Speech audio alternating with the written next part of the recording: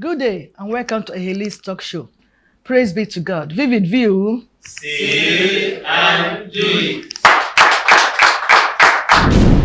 There are penalties for negative attitudes. Say something, somebody. My name is Peace Benedict. There are penalties for negative attitudes. In my own understanding, your attitude can cost you more than you think. So for every negative attitude you exhibit, you will definitely get the reward. Thank you. My name is Olafemi Emmanuel. There are penalties for negative attitude. An attitude portrayed in a negative way can never be hidden, either good or bad. Will surely be a consequence or repercussion for it. Thank you. My name is Gideon Handel. There are penalties for negative attitude. To my own view, I believe every evil one do, one must surely pay for it. Thank you so much for the answers provided. There are penalties for negative attitudes. It also means that there are also good praise, gains for positive attitudes. So whatever you do, even Bible says so, whatever you sow, you will reap. If you behave well, definitely you're going to receive applaud and praises from people. And you skip or run away from penalties. There are always consequences whenever we do something bad in any manner. Whether in the school you want to cheat, there are penalties. If you are caught, you know what it means. In exam hall, at workplace, you want to do, play smart, to change some figures. There are penalties if you are caught. At home, you also behave anyhow. There are penalties. So there are penalties in every negative attitude. But today, Elise is asking you to have a positive attitude in everything you do. As a young man growing up, you find out that your more blessings wait for you if you behave well. Enough of this, we'll go straight to the discussion for today.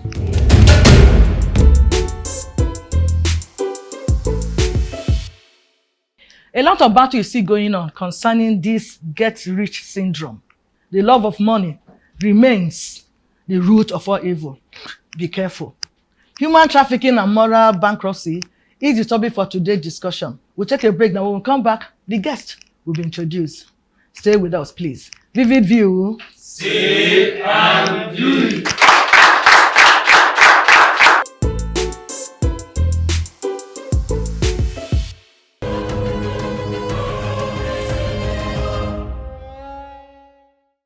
Welcome back. In case you're just joining us, the topic again is human trafficking and moral bankruptcy.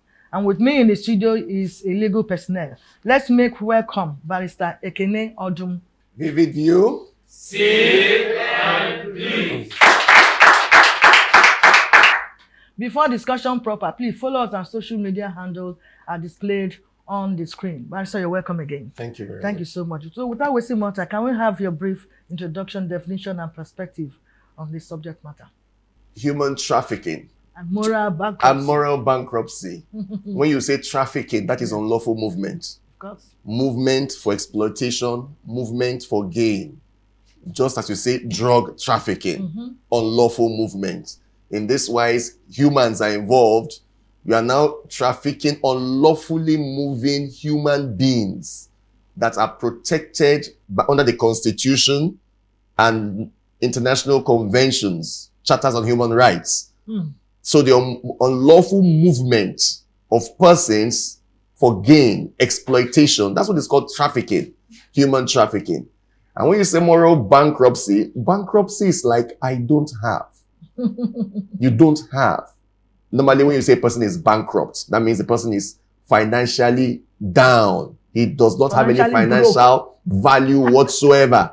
You declare for bankruptcy that you don't have any economic value anymore. In this wise, when you say moral bankruptcy, that means the morality that holds society together does not exist anymore. It has been reduced to a zero suboptimal level that you could say that, there's no more moral standards. One can do what he likes. It's like an animal kingdom, a state of nature, brutish, short, wicked, and nobody cares because you have taken it as a way of life. So that's Human trafficking, moral bankruptcy. Basically, I just try to explain in a way that will be easy to understand. Human trafficking, unlawful movement of persons for gain or exploitation. Moral bankruptcy, no morals at all. Lack of it. Lack of it. Morals. Yeah. No morals. So there's no morality. Mm-hmm. So there's no distinction anymore between good and bad. Just anything goes. Do what you like. It's okay. Animal kingdom. State of nature. So basically, that's just a simple understanding, a description of both terms. Thank you so much. Somebody said that we are now behaving anyhowness. Go and look for that in your dictionary. Anyhowness. It means we have lost it, totally lost it. No morals anymore. And this is very, very key. For us to exist as human beings, social beings, we need to apply some morals. Have respect for one another. Value life. Very, very important. When we talk about trafficking now, it means don't value life. Moving somebody unlawfully from one location to another just for gain, to make money. You can imagine how we have reduced our moral standard. That you can now sell your human being. You can now use your human being to make money in that manner. That is so bad. Now, are there motivation used to, induce our girls, most especially, in this kind of business, in quotes? Well, basically, everybody knows that trafficking is wrong. Oh. They know. Every human being has knowledge of good and evil. You don't need to read Bible or the Quran to know what is good or bad. And you will have some conscience that with knowledge is already in you. It's God-given. Yes. You come with it. Concerning human trafficking, unfortunately, in most cases, it is the ladies. Exactly. The males are also involved, though. Males are also involved, but mainly ladies. Usually, it is that lure for a better life. That lure, attraction, that your life will be better. And basically, and it's a global phenomenon, the main cause is poverty. Poverty is the main cause. The main cause is poverty. If every person or every family's basic need is met, basic necessities of life, food, shelter, and clothing, this basic, there will be less attraction to move unlawfully. But like you see, globally, human trafficking is a global phenomenon, not Nigeria alone, it's global. And if you watch the trend, the trafficking is from the poor areas of the world to the supposedly rich areas of the world. You scarcely see trafficking from the rich areas of the world to the poor areas of the world, because the underlying factor basically is poverty. So when, as it is, somebody comes around and promises, normally there's a research. You will not go to somebody who is doing well and say, I want to move you to a better life. You will say, what are you talking about? I have what I need. I feed myself. I clothe myself. I have a good job. What going to where? My dear, I'm okay. But when the research is done, you can see somebody who is eking a living, starting from the family. The father cannot provide. The mother cannot provide. You cannot eat 1 square meal a day, talk less of 3. And even when you have managed to get that 1 square meal, it's just crumbs. You know that poverty is real. And somebody comes in, at that point, somebody says when one is abjectly poor, the sense of reasoning stops working. It's now a survival instinct. I have to survive. Whatever it takes, I have to survive. That mindset is already in the victim. Already. Something must be done to change my circumstance. I cannot remain in this way forever. And a trafficker observes this and notes it that this is real. At that point, they cash in and to lure. I can take you somewhere. You'll be able to help your family. You'll be able to feed yourself. You'll be able to train your children. Nobody will say, do you want to remain like this forever? And for a youth who is ambitious, he will say no. Then false promises are made. Normally, it doesn't come as false. Most times they will say, I am going to take you maybe to another country. They are looking for this category of workers. Somebody like you are hardworking. You can engage in trading or engage in babysitting or care assistant or hairdressing. They will train you. And because of your background, poor background, it looks attractive. And you have the desire to help. At that point, what is controlling the mentality is survival, not reason. That survival thing. And many a times, the trafficker will just say, okay, while you're thinking about this thing, take this little sum to just cool down. It could be as little as 50,000 naira, yes, which in that family, they have not seen 5,000 naira for a long while. That instant gratification that kind of changes the immediate circumstance of the home. That even those who are at home will tell you, could say, if this person can just dash you this amount just like that, you can imagine what will happen when you can follow the person. Yeah, exactly. Our lives will change. And that is the lure. That's the motivation. That is the lure. To live. That is the lure. And you say, fine, no problem. Oh my God. You go. The parents will support. Be a good person, don't behave, obey, don't offend them so that they will not send you back. Then the child moves, or the lady moves, or the young man moves. Then when they get to their destination, it's a different ballgame. At that point, you cannot go back anymore. Point of no return. You can't go back anymore.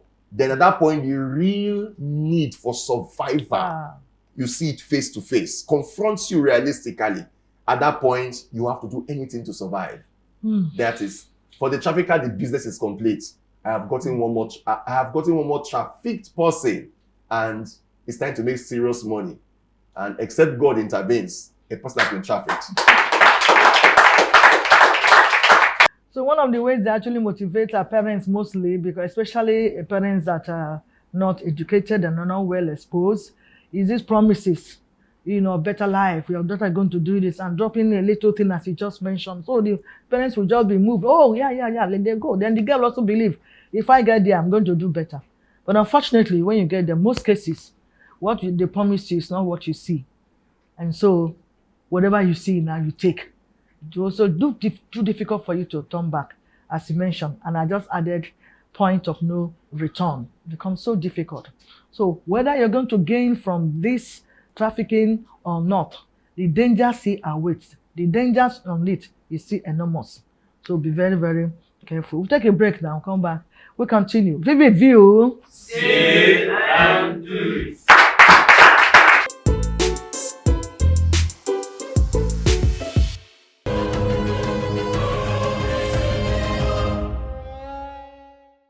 Welcome back. We are still discussing human trafficking and moral bankruptcy.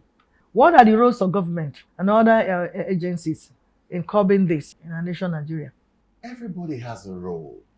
Yeah, concerning the role of government, if I want to borrow a military terminology in confronting security strategy, we say kinetic and non-kinetic approach. Yeah.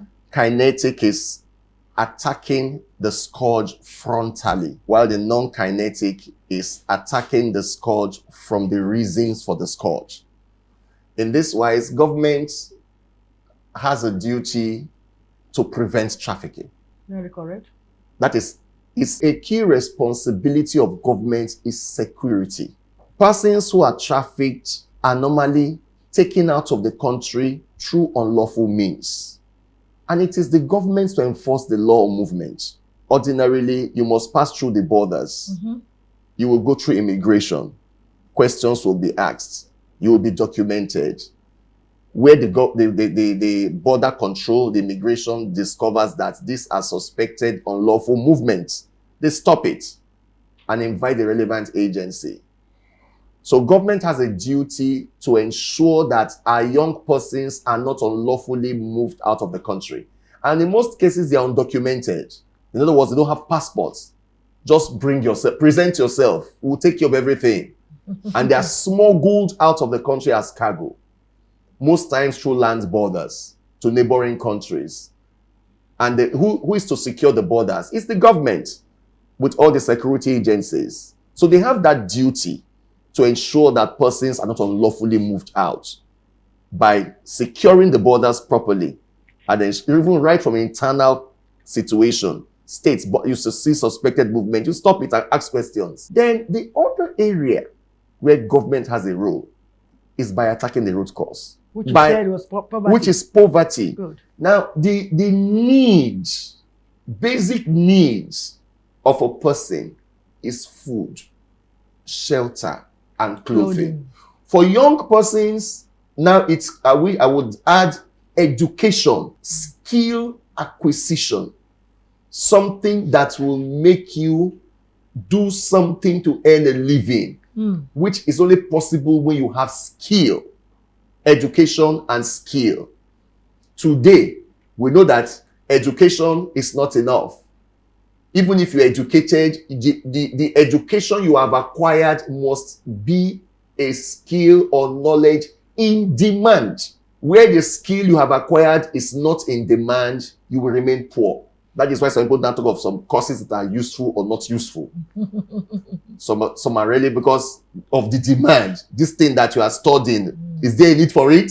Today on graduation, this skill you are learning, what are you going to do with it? Is there a need for it? Because the whole thing boils down to survivability. When you have acquired your skill, can you now pay your bills?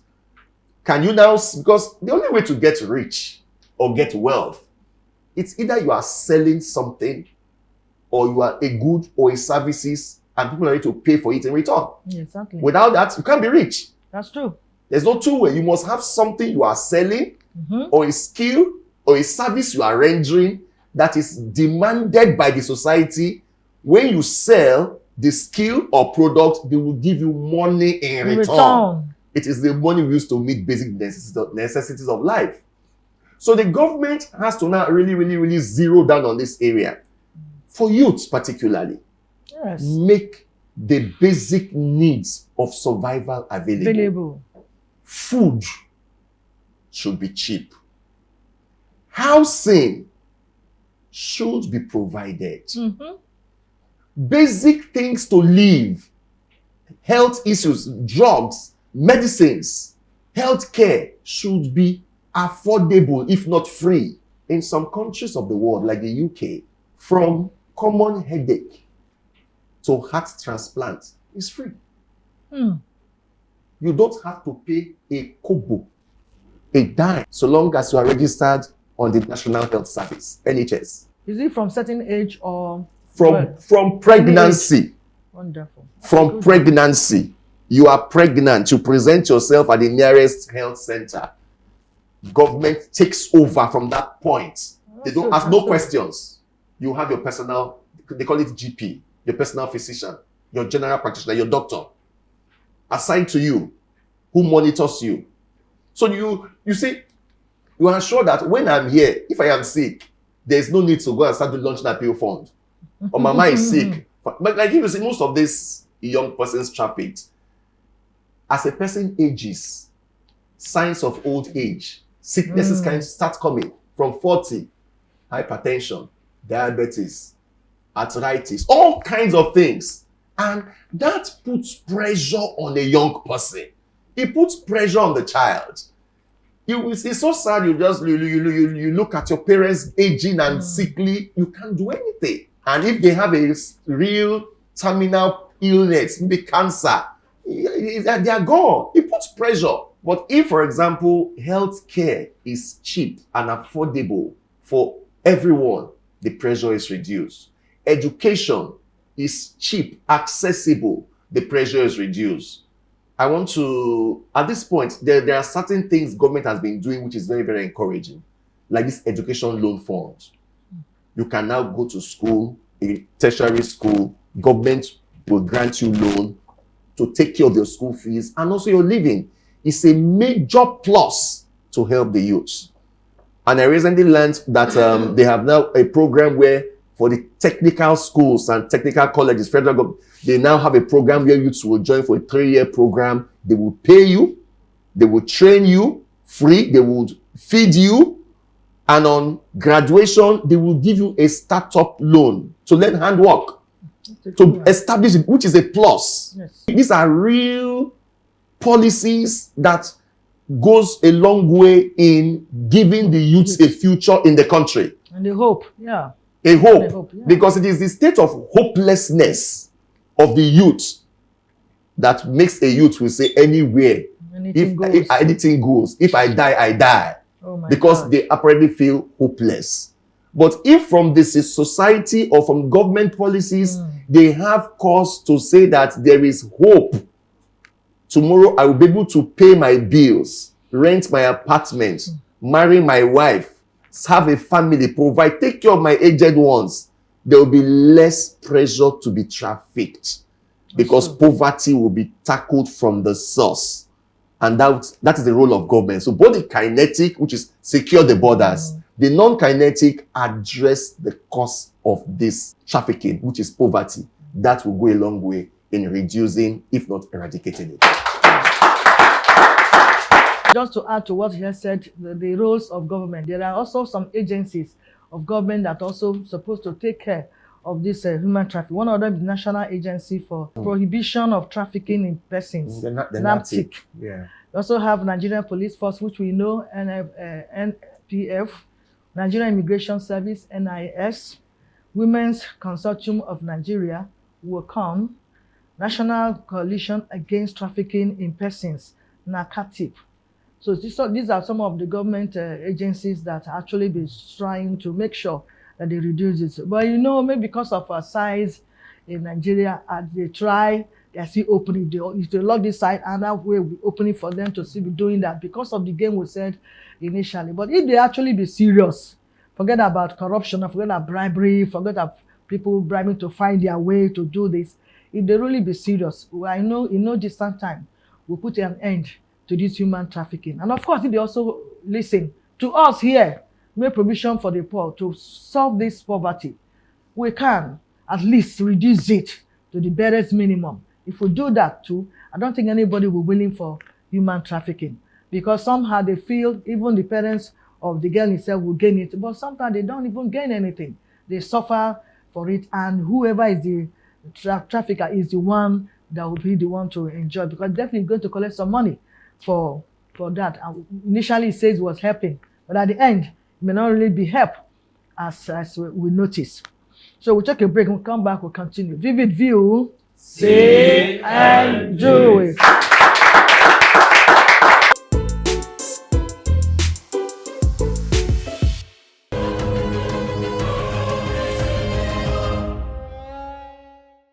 Welcome back. We're still discussing human trafficking and moral bankruptcy. Now, how do we regain our moral values and standards in our country, Nigeria now?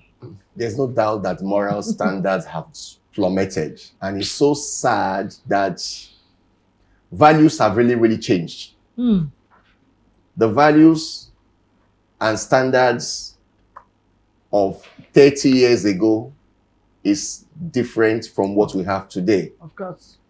And the truth, it still boils down to that issue of poverty. Because they see that from life and living, it appears that those who are honest and working honestly are not really making it. You see children growing up, they see their parents work for 35 years as a civil servant.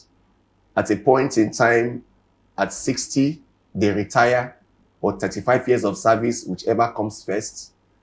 And after that, the gratuity is on page. The pension is on page. After years, you come and say, come for screening to show that you are alive. When you are old, aged, with sick. So when a child sees this, you say a child will tell the father, say, Daddy, I don't want to be like you. It would take straight because today's children are bolder. They don't cower like their older generation that Daddy but they are bold. They are outspoken. Because they say, Daddy, I don't want to be like you. You served this government meritoriously for 35 years. Look at where we are. Look at how we are.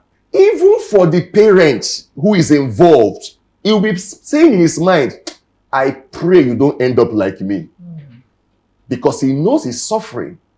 Honor has been lost. It boils down to what? Survivability. It's a question of grab. A situation where you are the one, you provide your housing, you provide your road, You provide your electricity. You provide your water. Water. You provide everything, even medical. You provide. You go to the government hospital, they will say, just right, go and buy this, go and buy that. You are the one to go to the pharmacy to go and buy what they need. So you ask yourself, in those days, there was when I was in secondary school, there was this James Hadley Chase. Yeah, There's the the novel, one of the titles says you are dead without money. my God. That is the reality in Nigeria today. That is just the reality. Even if you are the only ones doing well in the family, the pressure on you from siblings, from relation, at times you'll be scared to answer phones because you know it is a demand. Yes.